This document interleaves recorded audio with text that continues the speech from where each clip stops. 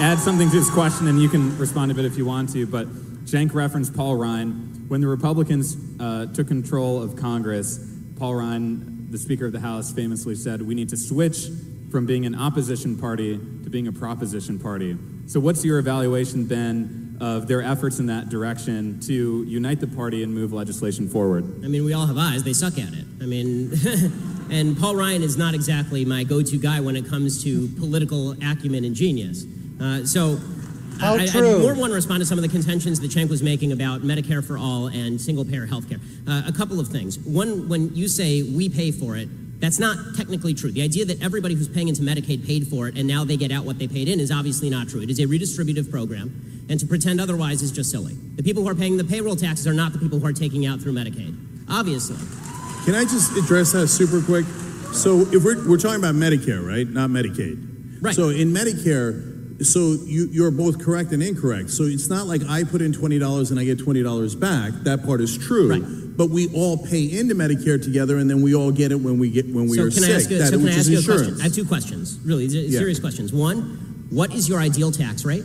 Because it's going to cost a lot of money for a lot of this stuff. And two, what is your ideal level of medical care? Because the fact is that we can spend millions of dollars on people at end-of-life care. We can spend millions of dollars on surgeries and preventative care. I mean, healthcare is an expensive business, even under a single-payer system, which is why generally you end up with rationing. So what is your ideal level of healthcare that is provided to everyone, and what sort of tax rate are you proposing to subsidize that? Yeah, so those are very, very fair questions. So let's talk about taxes for a second. So conservatives agree or say all the time that the golden era of America was the 1950s and 1960s. Well, there's a lot of truth to that. Our economy was booming at the time, and we became the #1 economy in the world at that time. The tax rate for the highest bracket fluctuated between 70 and 91%. So that is when we were at our best. Now, I want to be clear. I'm also a businessman, and boy, that seems high. It does, okay? You think? One of the reasons my family were Republicans when I was growing up was because before Reagan came in, the highest marginal tax rate was 70%. So now we are nowhere near that. We have reduced taxes to bare bones, and we have shifted the taxes onto the middle class and away from the rich and corporations. So there is a much better balance to be had. And if you said to me, well, you're going to have $800 in taxes that are new, I say, wow, that hurts. But you're going to save $1,000 in premiums, deal. That is a deal I will take every time because I can do math.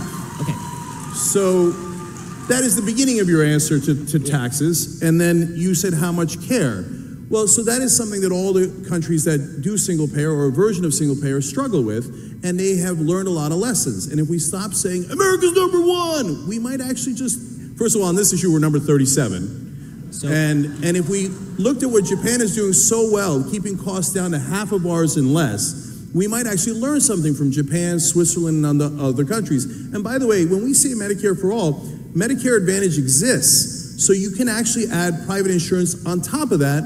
And I find that perfectly great. I have no problems with that at all. So that is the government making sure you don't die and actually lowering rates for you. And then if you want more insurance, no problem. So all this sounds great, except for... All right, so here's a fact, just to go there. I mean, Cenk's, put some points out there, but basically he's saying, oh, the golden years of America, when it was a 70 to 91% tax rate, we were at our best. We were flourishing. We were doing it. My question would be is, why not just jack everything up to 100%? Hey, I'll tell you what if we doubled our tax rate to 200%? Take 200% of our money. Wow. Can you imagine where would we be if we did that? Unbelievable.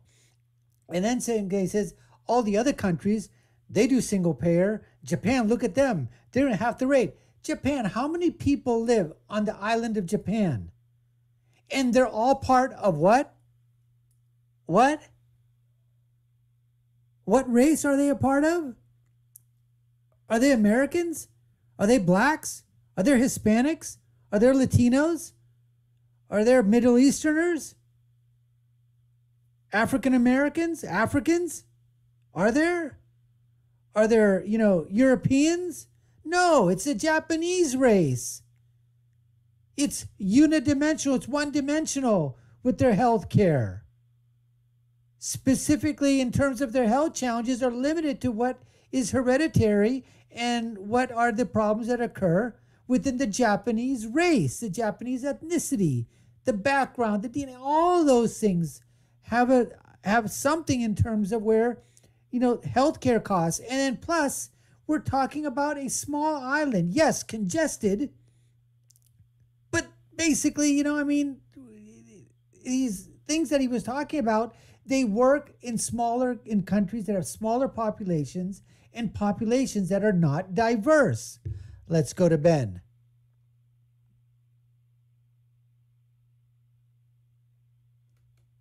For the fact that Medicare, Medicaid, and Social Security eat up 66% of the federal budget every single year. The idea that all of these socialized medicine countries have it so much better than we do, particularly in terms of cancer care, is a joke.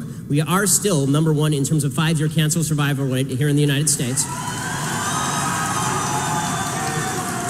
And when you talk about top marginal tax rates in the 1950s, there are a couple of things that are worth noting. One, that was top individual marginal tax rates, not necessarily the business tax rate. We now have some of the highest corporate tax rates altogether in the industrialized world. And if you would prefer for us to destroy half of the world before we become the only country that didn't have its industrial capacity destroyed, which is what happened in the 1940s, leading to us being the only productive country on planet Earth, essentially, for the next 2 decades, I'm not with you there.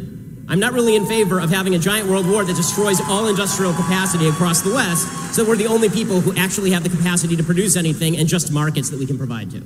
Right. So, first of all, it is fair to say that, of course, the 1950s and 60s were different. We'd just come out of the war. So, but you have to consider all the different factors. So one was that factor, and the other factor that was the one I mentioned. So when Republicans and conservatives say, well, high taxes by definition will lead to slower growth, well, we know because of our experience in the 1950s and 60s that isn't true. Now, you can say there are other factors, but you can't say that the highest marginal tax rate being 70 or even 90% slows down growth, because it didn't. And it wasn't in Japan and Switzerland, it was right here. And by the way, as a guy who grew up Republican, I was surprised by that too. I was surprised that Finland's system of non-competition in schools worked, but it does. So we have to be open to facts and understand. So, and on the issue of where we're good and not good in healthcare, sure, there are different areas where we excel. But Ben, honestly, you're cherry picking there one particular area that we're good. Overall, we're number 37. That is not a good result. Well, you have so to break if we're not down what that dying means. from cancer, we're dying from the other things. It's empirical. We are not as healthy.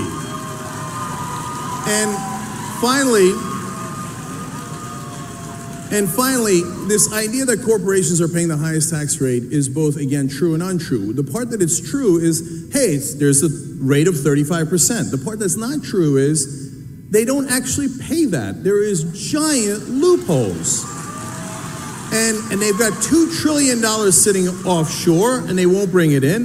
And the reality is that if you look at the taxes from the 1950s, corporations used to pay about a third of our taxes, about 33% of the taxes overall. So they did their fair share, and that is fair. I don't want them paying all of it, but I want them paying a reasonable amount. Now, the share that corporations pay of taxes is down to 10%. You see what they did there? They did wealth redistribution. They took your wealth and redistributed it to them. Okay. Ben, I'll let you respond to that. Yeah, one more quick point, and then Sure. I'll be done with this, because we can do healthcare for 8 hours here. But 2 things. One, I'd like to know which tax deduction, when people say tax loopholes, a tax loophole is just a tax deduction that's available to everyone, and some people take advantage of it and some people don't. I can't take advantage of certain corporate tax deductions because my business isn't in those businesses, for example. I'm sort of with you in the sense that I'm not in favor of tax deductions. I'm in favor of a lower tax rate and get rid of a lot of the tax deductions, because I think that it's ridiculous that we have people gaming the system. That said, I'd like to know which tax deductions you'd like to do away with. And I'd like to know also, when you say that corporations pay 10% of the taxes, right, and individuals pay the other 90%, okay, so that means the taxes are still getting paid to a higher rate than we ever have in our history in terms of the tax revenue to the government. The amount of tax revenue to the government right now is trillions of dollars every year. And final point here, you elided this question by saying we can learn stuff from Japan. The standard of care is the entire question when it comes to single-payer health care. That is the entire thing. If people felt like they were going to get the same access to care in a single-payer healthcare system as they did in a system where they can pay their own way, then we would have no controversy here.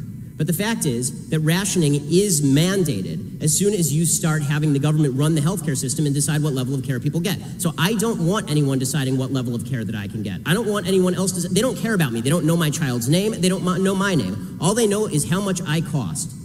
I mean, Ezekiel Emanuel's at least honest about this. Ezekiel Emanuel comes out and says, listen, I want to die at 70, right? I want to die at 80. That's fine with me. I'd rather die at that. Well, that's good for him. But if I don't want to die at 80, or I don't want my father to die at 80, it's none of his damn business.